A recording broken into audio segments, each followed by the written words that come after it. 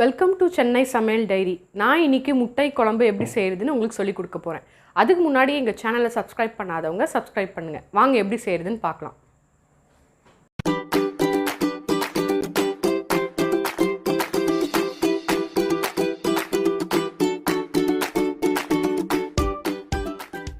செய்கிறதுக்கு தேவையான இன்க்ரீடியன்ட் பார்க்கலாம் வாங்க. புளி கரைச்சல், 1 டீஸ்பூன் கடுகு, 1 டீஸ்பூன் வெந்தயம், 3 டீஸ்பூன் மிளகாய்த்தூள், 2 டீஸ்பூன் மஞ்சத்தூள், பச்சை மிளகாய், கருவேப்பிலை, தேவையான அளவு எண்ணெய், தேவையான அளவு உப்பு, சிறிதளவு கொத்தமல்லி, 6 முட்டை, 3 வெங்காயம், 3 தக்காளி. இப்போ நான் ஸ்டவ் ஆன் பண்ணி பேன் வச்சுருக்கேன். பேனும் ஹீட் ஆகிடுச்சு. இப்போ நம்ம இதுக்கு தேவையான அளவு எண்ணெய் ஊற்றிக்கலாம். எண்ணெய் ஹீட் ஆகட்டும். எண்ணெய் ஹீட் ஆகிடுச்சு. இப்போ நம்ம இதில் 1 டீஸ்பூன் கடுகு போட்டுக்கலாம்.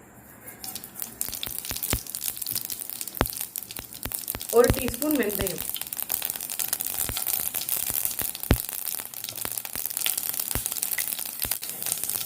நம்ம எடுத்து வச்சிருக்க வெங்காயம்,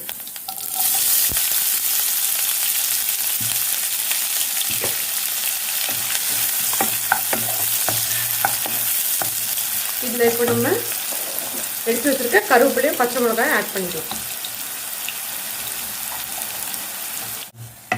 இப்போ நம்மளோட வெங்காயம் நல்லா வதங்கிருச்சு.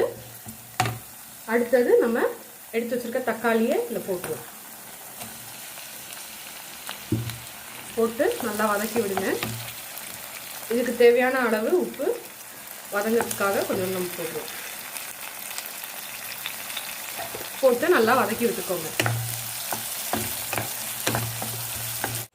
இப்போ நம்ம தக்காளி நல்லா வதங்கிருச்சு. அடுத்தது இப்போ நம்ம எடுத்து வச்சிருக்க மஞ்சத்தூள் இதில் ஆட் பண்ணிடலாம். நம்ம எடுத்து வச்சுருக்க குழம்பு மிளகாய் தூள், இதை நல்லா ஸ்மெல் போகிற வரைக்கும் வதக்கி விட்டுக்கோங்க.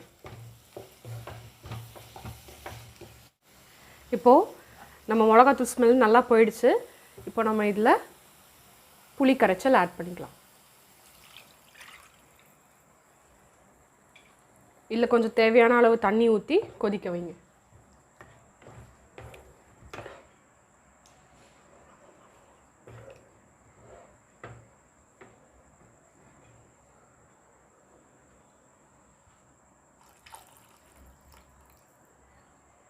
இது நல்லா கொதி வரட்டும்.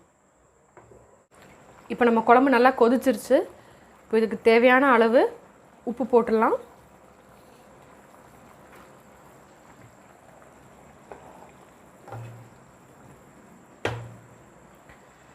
அடுத்தது இல்லை நம்ம ஒரு முட்டையாக உடச்சி ஊற்றிடலாம்.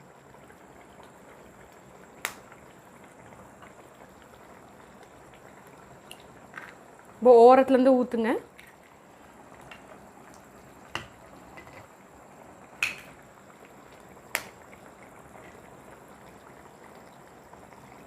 மெதுவாக ஊற்றுங்க, உடஞ்சிராம.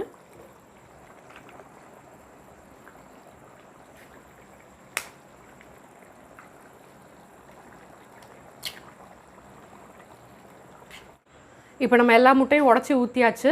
இப்போ கரண்டி வச்சு கிளறாதீங்க. அப்படியே ஒரு மூடி போட்டு மூடி வைங்க. நார்மல் ஃப்ளேமில் வைங்க, அது அப்படியே வெந்துடும். பாருங்கள், நம்ம முட்டை நல்லா கொதிச்சு குழம்பு நல்லா ரெடி ஆகிடுச்சு.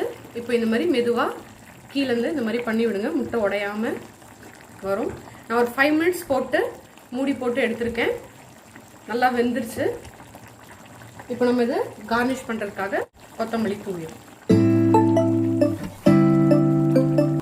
இதே மாதிரி நீங்களும் வீட்டில் ட்ரை பண்ணி பாருங்கள். ரொம்ப டேஸ்ட்டாக இருக்கும். தேங்க்ஸ் ஃபார் வாட்சிங்.